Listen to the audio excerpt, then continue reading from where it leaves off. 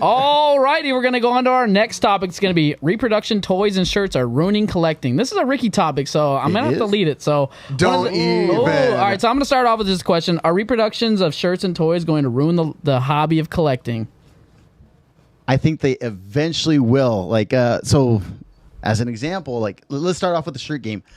Like, the shirt game right now, like, if you're not into it, people do not know how to spot reals and fakes. And it's honestly bugging me so much. I'll go on eBay, literally start searching up shirts all over, and I'll see like, oh, look at this one, sick. I'll look at just like us. We can spot it. Like, you can tell by the fade or by the tag. Tag's pretty much a dead giveaway. Like right now, there's like a Nintendo World Championship giveaway. Dead giveaway. But dude, Nintendo World Championship shirt on eBay right now, they're asking like $500 for it, and you look at it, and it's got the thin tag for the new. Got the canvas tag. Yes, and I'm just like, dude. Same goes for gaming too. This isn't just for shirts. This is for like everything. Like even I feel like, you know, when they brought up the new turtles, Yes. I feel like it's hurting the old turtle market because it's you can kind of tell the difference, but those are licensed. And those are licensed. That's the problem. So like, I don't know, stuff like that really is gonna hurt the market bad. I see what you're saying on a lot of things. It is difficult to tell, and I know other people have talked about this before, but I think it's important because reproductions of games, shirts, anything, I'm sure, whatever market any of you are into in any world of any facet, is getting, again, we just talked about technologies being so advanced nowadays, you know, in the last episode. But now, same goes for physical stuff. People are getting so good at recreating this stuff that it does become hard. I've gotten bootleg t-shirts that I am finding out later were bootlegs, and I'm like, there is no way this wouldn't pass as real. Yeah. It's got the fade. They're buying the shirts from old bins that were dirty and faded with a tag on it and just getting it embroidered or just getting it printed on. And by all means, there's almost no way to prove if it's a fake or a repop, which can be the difference of, even in video games, a $500 item or a $50 item. But there is respect too on things that I do like for it. Like there are, actually, I'm going to be working with a guy who's making me, I don't want to mess up the website name. It's like Mini Gaming Boxes. We'll work with him soon. I'll even mention him on the podcast. He's getting me boxes that are mini, but they're repros of those boxes, and they're so good, and I desire them, right? And he obviously knows, hey, I'm not telling people these are the original boxes. They're obviously smaller. Like, you know, they're not the exact ones. But certain repros of items can be a good thing. But I think where the hard part is when people don't tell you. Yes. And they just don't advertise it. Like there's a game at a swap meet and you know it's fake and you ask the vendor and you know they're not saying a word. They're just like, yeah, I got this game. $50 for this $100 game. It's important to like differentiate. Like you're wearing a what would be classified, the term is bootleg shirt. But was that a shirt ever an original shirt? Like, was it that graphic ever put on a shirt? I don't think so. I don't think so. I feel like shirts like this like make you want to collect though. Like it's like I don't know. And for the audio listeners, by the way, it's Jameson pulling off Spider-Man's mask. Right. Yeah. Correct. And it's an awesome shirt, but of course it's new. Yeah. And I don't know if I wouldn't call it a fake. Like when I see fake games, or like you talked about the NWC shirt, where like somebody is trying to fake that to make and almost like fool you into thinking that that's the original. Huge difference. That I cannot stand it. Now, if it's bootleg, like there's a lot of t-shirt makers that are making like awesome graphics that are Marvel shirts, you know, they're turning out like good. Chronic Images or Mad or any of these guys, like they're like original artwork. Oh, that's Mad. This is Mad. It's an MAD. Yeah, Mad? it's an MAD. Mask in Disguise. Yeah. So they're like original artwork they don't own the licensing to Spider-Man, obviously. So they're bootlegs. But I don't mind that so much. But the pure fakes, like Pokemon fakes, and those anything fake, where you're trying to pass it off as real, man, I cannot stand that. Yeah, and that to me, that happened to me. Remember, ruining. I don't know if it's ruining collecting altogether, but it's making it much harder to be a collector. Well, and it sucks for people who aren't seasoned veterans, right? Or even seasoned veterans, because it's hard to spot it. But for people, you know, who are newer to the scene, who are trying to do their due diligence to get these games, it may be harder for them because they're not as well versed as seeing 100 copies of Turtles in Time to where they may go to the swap meet and see a fake and go, it looks pretty real to me. The Pokemon games, like Pokemon Emerald and all of those. The DS games, over remember? the years, we were pretty good at like, okay, it doesn't have this, or the E looks like this. Yeah. Lately, when they get traded in, man, I have sat there and looked online and I'm trying to tell. And a lot of times we just cannot tell anymore if it is fake or real. They have gotten so good at mimicking all of that stuff. And so it's very hard to even know like if you're buying a real Pokemon Emerald now. Yeah. Ladies and gentlemen, we got cut off. It stopped recording. So Curtis, get back into it. Tell us a story. You and Chris were at the swap meet and you got smoked. I love hearing these stories. So it's not me being the idiot. So I was walking the swap the other day with Chris, and you guys weren't there. And as I was walking around, we spotted some DS games just sealed on the table, and I was like, dude, these are Pokemon games, right? And I ended up only wanted to resell them real quick, and as I picked them up, I walked away, and Chris was like, dude, that's a pretty good score. I didn't see him. And then we started looking closer at him. Oh, I remember this. Dude, this is when you got toasted good, man. Awesome. Dude, I was toasted. The problem was like I'm not like as familiar with DS games as I thought I was. And I looked super close. I mean, you can't really tell if they're fake or not. So I'm looking at the seal. The only difference you could see really was that it wasn't as like holographic, I guess, per se, as on the outside. And so like I told Chris, I was like, man, like, I don't know if these are real or not, but I'm gonna just take the risk.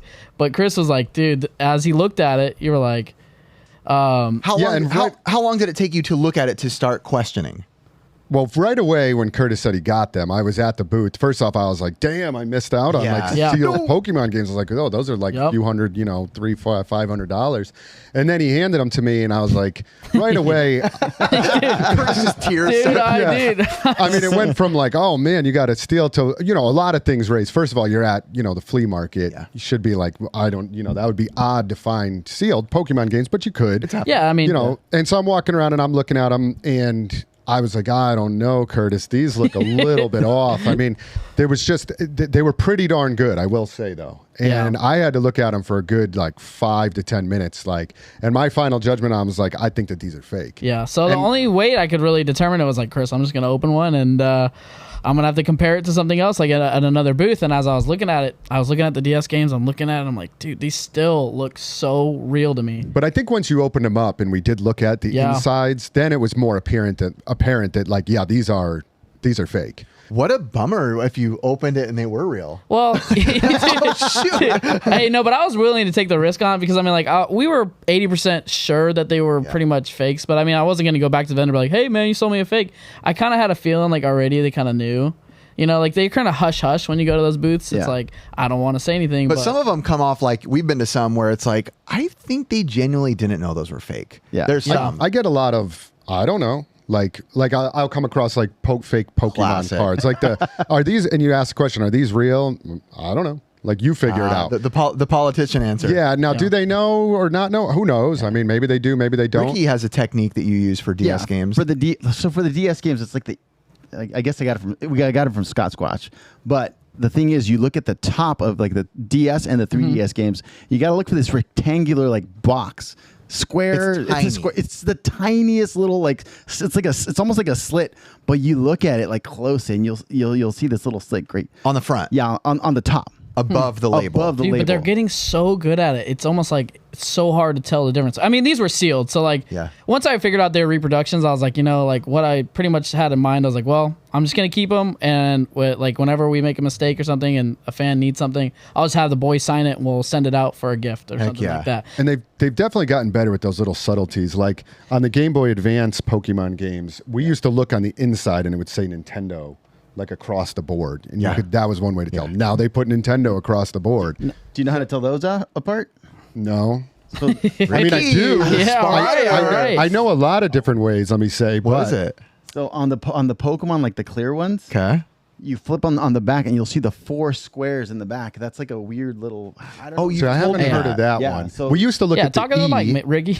I mean, we used to look at the E, but I feel like now the E is perfect. Yeah. The E used to be off. Then it was the little things. Then you could open it up and there were certain things you could look inside. This is why I emulate. Better and better at reproducing faking all of it. Now, for a store, do you ever sell reproductions?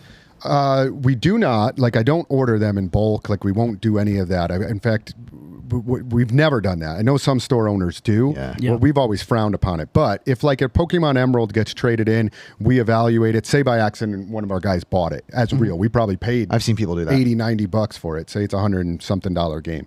Say Rather than $5. eating the loss altogether, we probably would have paid a lot. We got burnt on it. We got toasted like Curtis. The toaster. Hey man, we take L's everywhere once in a while. You know what I mean? Yeah. But versus throwing it out, we will sometimes put like very clearly labeled repro on it. We'll mark it down to maybe $10. Somebody might still want to play that game. We only have like maybe 1 or 2 of them in the case. It's not like we have a whole case of reproduction games. We might sell that just so somebody can play it. The game will still work. So, are you pretty upfront, like when like telling very them? upfront, Yeah. beyond upfront. Like this is not a real version. He's a good of this guy. game. Oh, Well, I would never liked it. Yeah, I've never liked the repro. It happened to Gabbo. We're in a group chat, and he texts me one day in our group chat, very excited. Like in critical Gabbo, like, I am sweating, Rifo. Rifo, check this out in the group chat. We're like, Gabbo, what'd you get? The biggest score ever, guys. Like all like ready to get like us to cheer him on. And he just sends us pictures of the most obvious fake Super Nintendo games you've ever seen. It's almost like if someone doesn't know how to use Photoshop and they're like, TMNT turtles, and they find a random image and like, that'll work, and just stretch it to fit the Super Nintendo tags like flopping off. No, the best one, the Pocky and Rocky that he bought. Yeah. You could see the watermark that said like image sample on top of it. And I was like, Yo, that was a developer copy, dude. It literally had a watermark, and I was like, Gabbo. But Dang. people do get excited. I get when you hunt and you think you're getting a deal, so you just try to pay and move on. Yeah. So I could see how you maybe So did Gabbo get Curtis or did Curtis get Gabbo? They're both in the toaster. But you know that like mine was a little bit more difficult because mine was sealed. At least it wasn't like out in the front. You know what I mean? Whatever you got to Damn, tell you got yourself. Gabbo. I don't know how he didn't know because, dude, Wild Guns, Pocky Rocky, TMNT, and then Contra. And I'm like, Contra 3. Contra 3, sorry. I'm like, dude, you don't find those games together. They're on like ever. those bright, shiny, like Yeah, fake they were like cards. shimmery, that gray, the back label has nothing on it. I'm just like, well, Gabbo, I mean, hey, man, we love you. Happen to the best of us. And you could just hear in his voice. He went silent for a good 20 minutes. Oh, no, I make big mistake. All right, so I'm gonna try to wrap it back. I'm gonna wrap it back into the reproduction side of toys. I'm wondering, how does that ruin the vintage market when they're mass producing the old toys? Like Oh, they're gosh. coming out with TMNT. They're coming out with actually now Street Shark soon. So like. They are Street Yeah, Sharks? yeah. I think Mattel is So making those are that. like licensed things. So Yeah. I don't have as much of a problem with like them being licensed. They're just like reissues, I feel like. Right. But fully licensed toys, I don't think you see as many like bootleg action figures. I know back in the day they used to bootleg He-Man figures. Big time. Yeah. And those are actually pretty awesome. Like if I ever come across bootleg He-Man They're really figures, cool. worth money I'll now. actually buy them. Yeah, They're just like a worth some plastic money. mold with nothing else. Like, Yeah, and some of them are just super cool. I think there was a company called like Suncoast or something that was Yeah. making a lot of these bootlegs. I think they were a Mexican company. maybe. Yeah. why are you looking at Ricky? Those are pretty much just bootleg Ricky over here. But I don't think you see as many bootleg figures. I feel like you do, but like Transformers, like the newer ones, you'll see a lot of those. Yeah, but how is and it? wasn't Mikey talking about bootleg Funko Pops, Pops? yeah. Yeah, There but are how is it like bootlegs, actually so- like does it impact the market while they're making more of these reissues? I feel like the collectors are going to be collectors, and collectors are going to seek out the real originals for the heck of it. But then you have guys like me who doesn't know the toy market, to where I've talked about before. I have gotten burned thinking that I'm buying, again, not being good. You know, it's like a new video game collector. You don't know what's, even though they're not fakes, right? Like you said, they're licensed, they're new products. I've bought them, as I said before, thinking, I think these are original TMNTs. You look on the back, it says 94. You're like, sweet. Yes. I guess they are. $10. I'm in.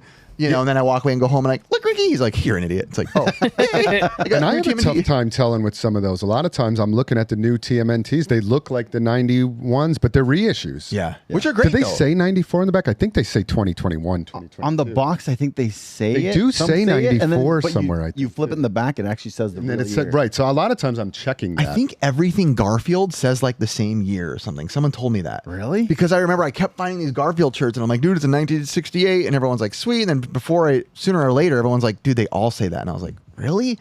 I'm sitting there telling my audience and whatnot, like, dude, it's 1968, double stitch though. I'm not sure, and I'm like, crap. I think I just sold someone the wrong thing. Like, I'm sorry, but you know. Yeah. So what are some of like the key? Like now we're gonna go into shirts, but what are some of like the key traits that you look in for like a vintage shirt comparably to like somebody who like gets a reprint? Because like sometimes you'll get them from. Ooh, Smells good. Yeah. Sometimes you'll get like ripped tag ones, and I'm like, I have no those are the idea. worst. When you see cut tags, it's normally because they know they're bootleg.